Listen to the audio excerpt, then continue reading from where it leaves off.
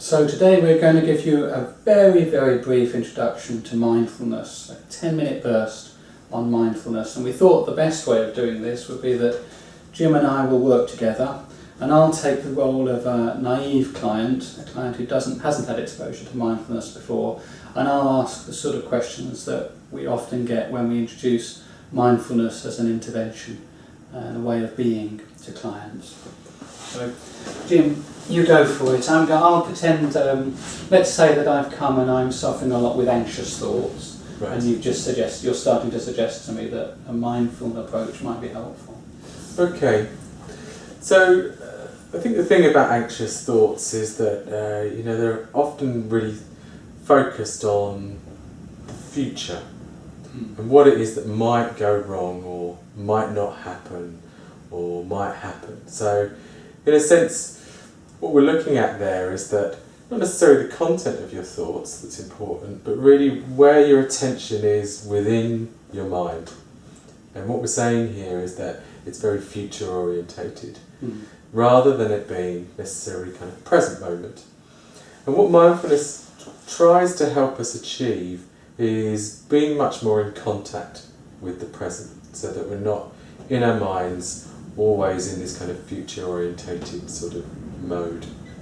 Okay?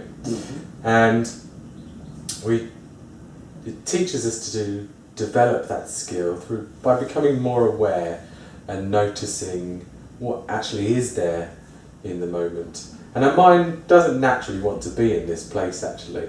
We're very much just kind of designed and on automatic pilot where we're thinking about the future or thinking about the past. So we do need to kind of develop this skill to be in the present moment much more. And it's about kind of letting go of this sort of struggle to sort of understand and to fix things at times. So what I'd like to do is take you through a short meditative exercise that gives you the experience of what this is like. Okay? Okay. So the first thing with a meditation exercise is to find a good posture. And the reason that's important is that when we're anxious or when we're worried is we're often sort of become more tense physically, and our shoulders might kind of rise up and we might clench our fists or something like that. So I'd like you to just sort of sit as upright and as comfortably in your chair as possible, feet flat on the floor, and just gently pushing them into the floor, and hands apart and just kind of resting on your lap, and gently closing your eyes. Okay. But first of all, just paying attention to your physical senses, noticing where your body comes into contact with the seat.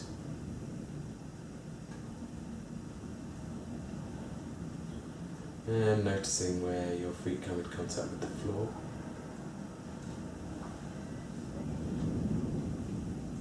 And where your hands and arms are in contact with your lap.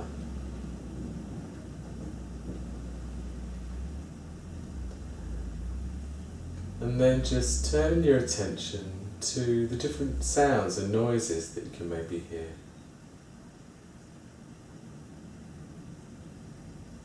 Try to notice all of them.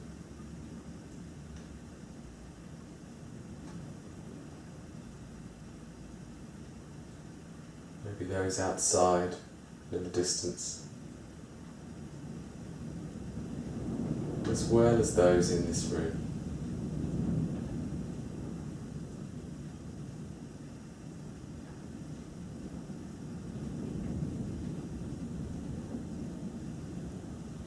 And then just taking a few slow, deep breaths in. Breathing in through the nose and out through the mouth. Noticing your lungs inflating on the in-breath. And then your body sinking on the out-breath.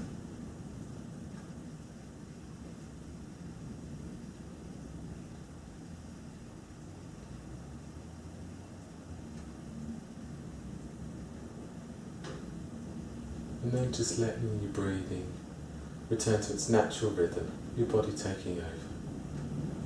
Breathing in and out gently through the nose.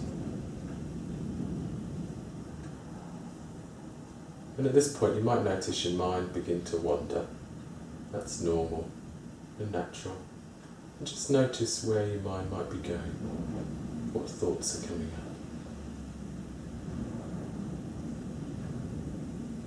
And you're just noticing these thoughts.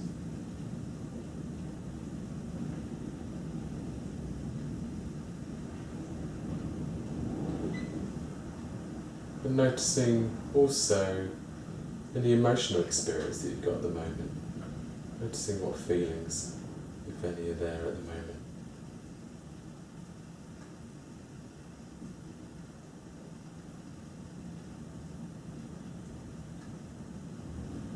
And then noticing any physical sensations in your body.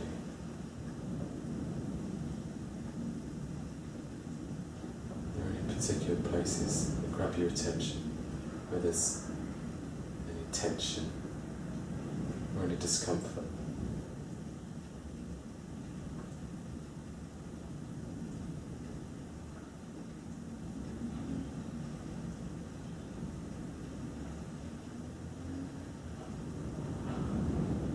And then just bringing your attention back onto your body again, where it's in contact with the chair. Just tune into that physical sense of contact.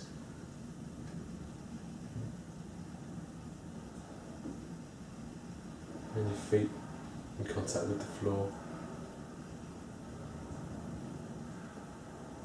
And your hands and arms in contact with your lap.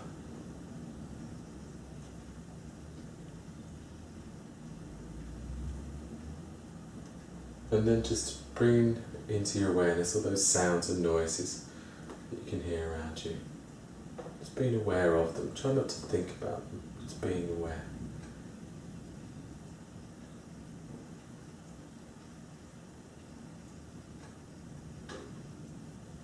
And then gently opening your eyes.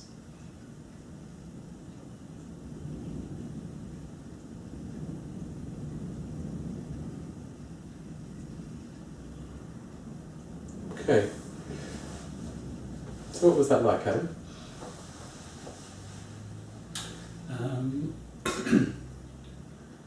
Well, I feel different now to when we started.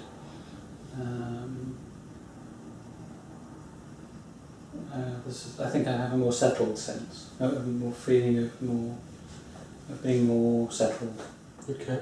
More calm, and feeling physically. At various stages during that process, I could feel that you initially suggested I settled myself down, but then after a little while I noticed another part of my body let a bit more tension go, so a little bit more settling. So it took a while, there was a series of stages of settling. And I think I was aware of a sort of broadening of my experience, that when we started I was very focused on what you were saying and upon certain aspects of the overall experience, and then it seemed as though it got a bit broader, so I was more aware of a wider number of different things, so my attention was broadening out, so I was more aware of the sound and the feeling of the sofa and my own thoughts and my physical feelings all at once. Right. It's a broadening of experience. Okay. So is there anything you think you want to ask about mindfulness at all in general? Yeah, I suppose there are two things. I'd be interested to know what you would say I should do if I found it hard to stop focusing on a particular thing during that process. For example, there's a clock in the room and it's ticking, and for parts of that time I found my mind kept drawing back to the sound of the clock, and it was irritating me. So the first question would be, what should I have done about that? Was that all right, or should I have ignored it, or how should I have been in relationship to that stimulus hitting my eardrum? I think it's a good question, because often, when we're trying to focus on things, other things can get in the way, and particularly we often think of noises and sounds as things that get in the way of us being able to concentrate or get in the way of being able to relax. And what I would say to that is that if you're noticing that that sound is still there and it feels like it's getting in the way, that just to be almost noticing that you're becoming irritated by that. And the objective isn't to try and get rid of that noise or to stop your mind wandering on to the awareness of that noise when you try to be aware of something else. Rather, it's practicing noticing as your mind does wander. So let's say, for example, you'd moved on to noticing your breath and focusing on the inhalation and the exhalation, but that seems difficult because you've got this clock sort of ticking there. What you can say to yourself is kind of go, oh, okay, I'm noticing the clock right there. It feels a bit irritating because it's taking my mind off lots of things. And then what you do is you gently bring your attention back onto your breathing. So it's about being aware that there's something distracting and gently shifting your focus back onto what it is that you're intending to notice at that particular time. Right, so I think that might start to answer my second question, which is, what is mindfulness? When you ask me to do something mindfully, like a daily activity, when you ask me to notice, I don't know, me washing my face in the morning or brushing my teeth mindfully, what does that mean? Does it mean in a relaxed way? Does it mean in an intensely self-aware way? What does that experience mean to do it mindfully? Well, I guess the first word to bring in there is to notice. Okay, so we're noticing everything that we possibly can about brushing your teeth, for example. Right. And so this becomes much more a sensory experience rather than something that's just going on in your head. Right. When we're in our heads, we just think about stuff. When we're using our senses, we're thinking, what does the toothbrush look like? What does it feel like on our gums, on our teeth? What are the sort of particular sensations there? What does maybe the toothpaste taste like? What does it smell like? What does it sound like in the action of brushing our teeth? And so we'd get engaging much more under the microscope what that experience is. So we're noticing it, we're observing it, and we're becoming much more aware to a deeper level. And this is what mindfulness is. It's teaching us to be aware as well as to think. We're all pretty good at thinking, and we're less good at being aware. So that's the intention, the purpose is to become more aware, and that somehow will improve my well-being. It'll improve my life in some way. Yeah, it tends to sort of switch on different parts of the brain.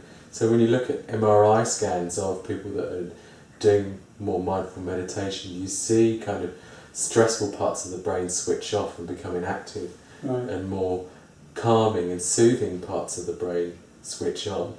So it has improvements in terms of stress, relaxation, mood problems, pain. It improves concentration. There's also thought to be links with kind of improved immunity as well. Okay. And what was in mindfulness, we're not trying to clear the mind of thoughts and achieve this sort of Zen state that people might begin to sort of conjure up. We're not trying to do that. What we're trying to do is take a step back from our thoughts, have a different relationship with them. And it just so happens by cultivating that, it creates more sort of inner peace. Okay. Thank you.